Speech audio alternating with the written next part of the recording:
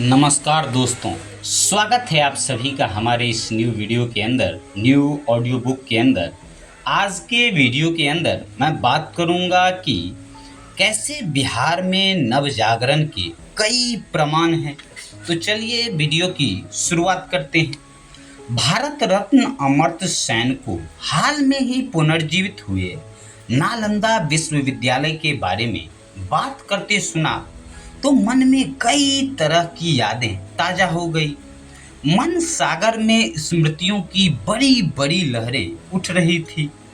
बात अमर्त्य सेन और नालंदा से दूर तलक आ जा रही थी। बिहार, खास तौर पर पटना की कई स्मृतियां बताती है कि यह भूमि किस तरह से देश को दिशा देती रही है। तो चलिए इन्हीं परिचय के साथ वीडियो में हम आगे बात करते हैं विस्तार से। जिन कारणों से प्राचीन भारत का गौरव सारी दुनिया में स्थापित रहा, उनमें एक अस्थायी कारण भारत में तक्षशिला और नालंदा विश्वविद्यालयों का होना है।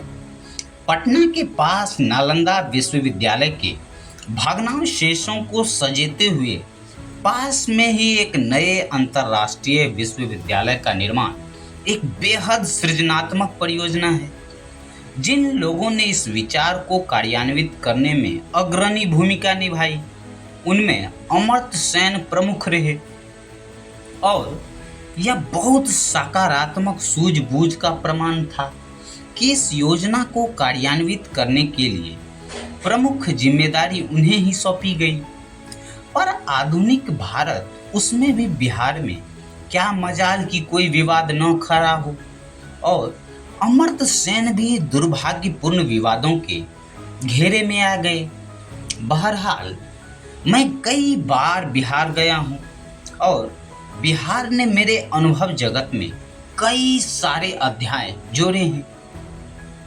पहली बार पटना सन 1961 ईस्वी में, यानी करीब 50 साल पहले आईएएस का इम्तिहान देने गया था।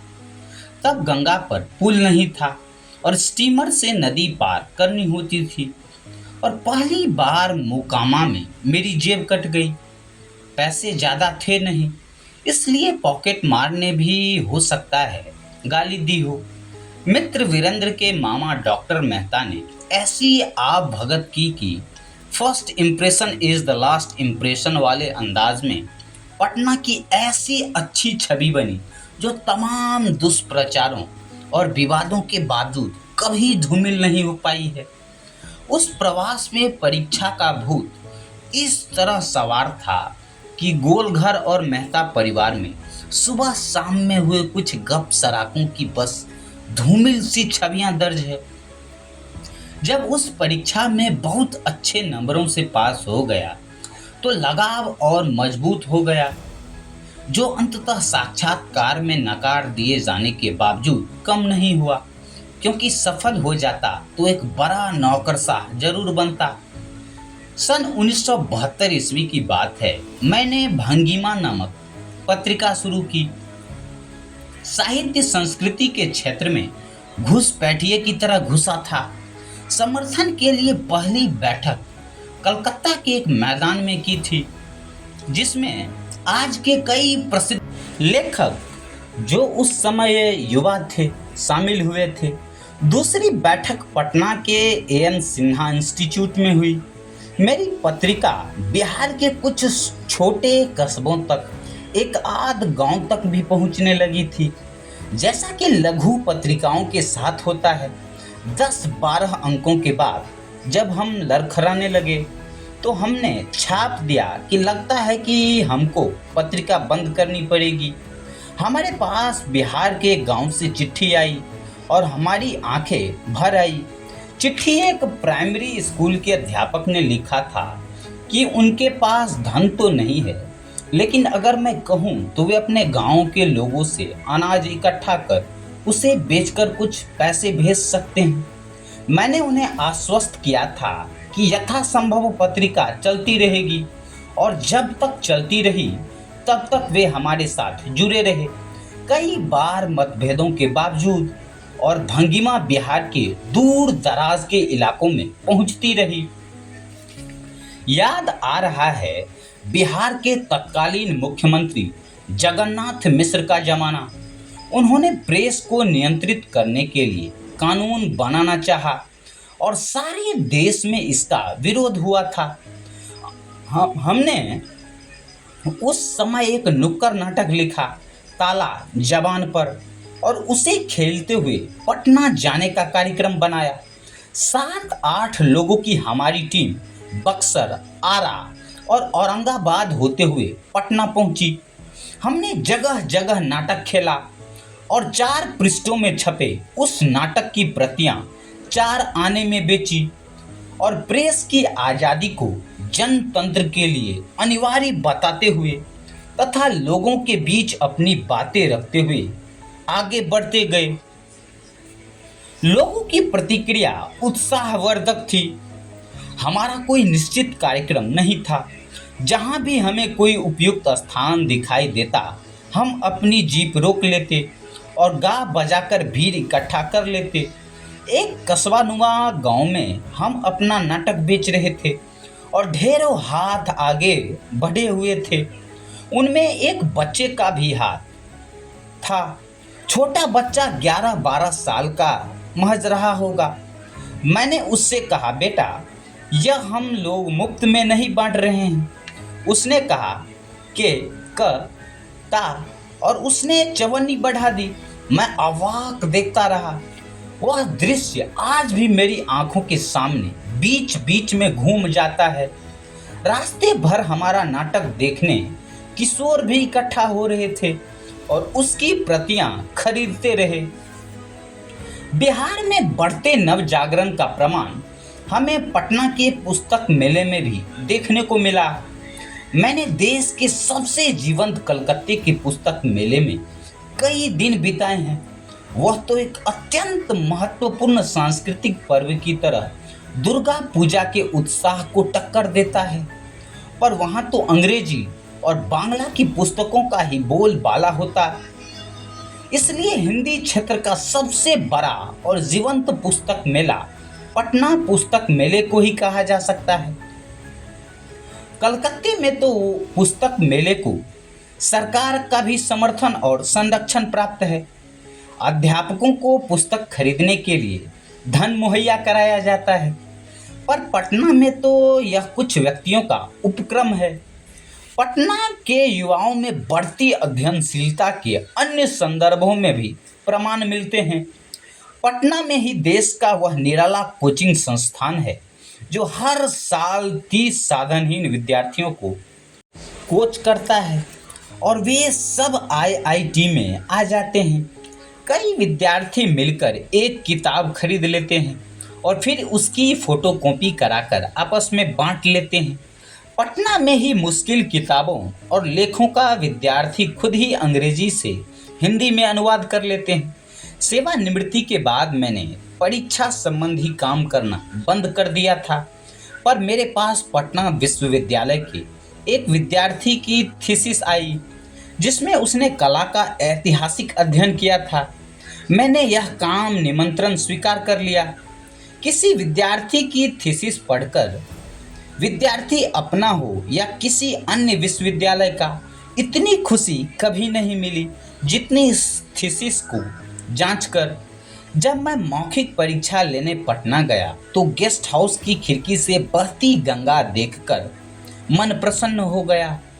इलाहाबाद में भी मैं गंगा के किनारे ही रहता हूँ, पर यहाँ वह नदी बरसात के 2-3 महीनों में ही लगती है। गंगा की यह दुर्दशा गंगा के नाम पर चल रहे तमाम धंधों का, सरकारी महाधंधों का भी मखौल उड़ाती है। पर पटना में गंगा अब भी इछलाकर बहती नजर आती है। पटना शहर लगता है लंबाई में गंगा के किनारे किनारे ही बसा है। पटना के ऊपर से उड़ते हुए तो ऐसा ही लगता रहा है। हालांकि अब चौड़ाई में भी विस्तार बढ़ता जा रहा है। अकादमिक नियमों को लांघने का दुस्साहस मैं करता ही रहा हूँ। पटना के इतिहास विभाग में भी मैंने उस थीसिस की प्रशंसा में छोटा मोटा भाषण दे डाला। उस विद्यार्थी की गाइड एक एक्टिविस्ट शिक्षिका थी।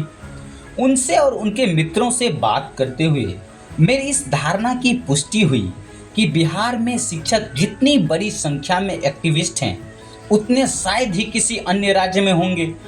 प्राथमिक और माध्यमिक विद्यालयों के शिक्षकों से मैं भंगिमा के प्रकाशन के समय से ही परिचित था और उनके एक नेता केदारनाथ पांडे से पुराना परिचय था।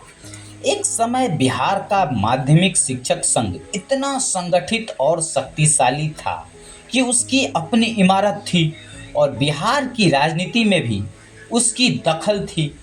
लंच के समय हुई बातचीत के दौरान मुझे पता चला कि वे केवल शिक्षक संघ की राजनीति में सक्रिय नहीं हैं, उनकी दिलचस्पी देश और दुनिया की राजनीति में भी है।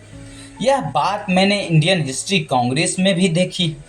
संगठन के सालाना सम्मेलनों में बिहार के इतिहास शिक्षक सबसे बड़ी संख्या में आते हैं और इंडियन हिस्ट्री कांग्रेस की राजनीति में उनकी अच्छी खासी दखल होती है।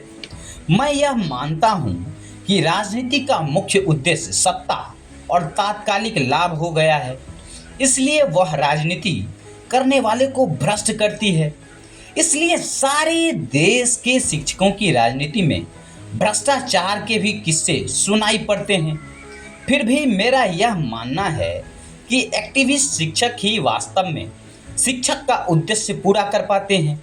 अपने में सीमित विद्वान शिक्षक विद्वता के कुछ नए अध्याय भले ही जोड़े और कुछ विद्यार्थियों को उत्प्रेरित करे, पर वास्तव में शिक्षा का क्षैतिज विस्तार करते हुए विद्यार्थियों और पूरे समाज के प्रबोधन का काम एक्टिविस्ट शिक्षक ही कर पाते हैं।